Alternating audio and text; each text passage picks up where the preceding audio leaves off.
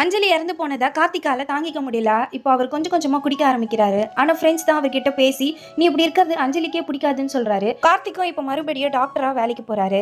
அங்கே இவர் கூட வேலை செய்யற ஒரு பொண்ணுக்கு இவரை ரொம்ப பிடிக்கும். இவர் ஒய்ஃப் இறந்து சோகத்துல இருக்கிறதால அவங்க ஆறுதலா பேசுறாங்க.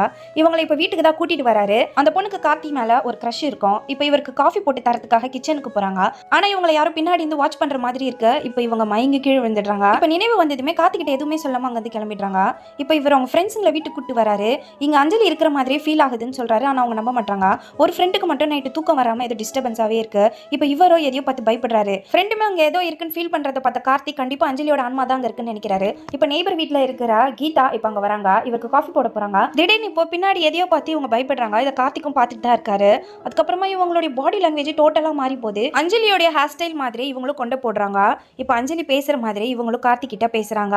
கார்த்திக் கீதான்னு சத்தமா கூப்பிட்டதுமே அவங்க பயந்துடுறாங்க. அப்படியே மயக்கம் போட்டு விழுந்துடுறாங்க.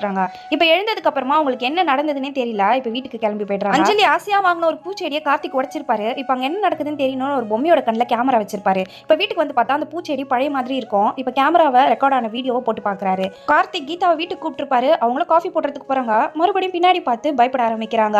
இப்ப கார்த்திக் கிட்ட நெருங்கி வராங்க. மறுபடியும் அவங்க பாடி லாங்குவேஜ் அஞ்சலி மாதிரியே தான் இருக்கு. கார்த்திகோ லேப்டாப்ல ரெக்கார்ட் ஆன வீடியோ தான் ப்ளே பண்ணி பார்த்துட்டு இருக்காரு.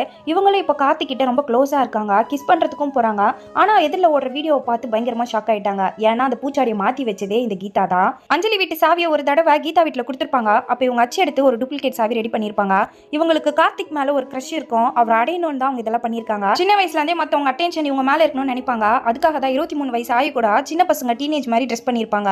அன்னைக்கு கிளைமேட் மாறும்போது இவங்களும் அஞ்சலி கூட தான் இருப்பாங்க. அஞ்சலி உடம்புல இருக்க பிரச்சனை கீதாக்கு தெரியும். இப்ப டோர் எல்லாம் க்ளோஸ் பண்ணிட்டு ஏசியோட குளிர 16 டிகிரிக்கு கம்மி பண்ணி வச்சிடுறாங்க. இப்ப டெம்பரேச்சர் கம்மியானதுமே கீதாவால குளிர் தாங்க முடியல. ஆனா எதுக்காக கீதா இப்படி பண்றாங்கன்னு பார்க்கும்போதே அவங்க டோரை க்ளோஸ் பண்ணிட்டு போயிடுறாங்க. இவங்களால இந்த குளிர் தாங்க முடியாம பெட்ஷீட் எடுத்து போத்திருப்பாங்க. ஆனா கார்த்திக் வரத்துக்குள்ள இறந்துட்டு இருப்பாங்க.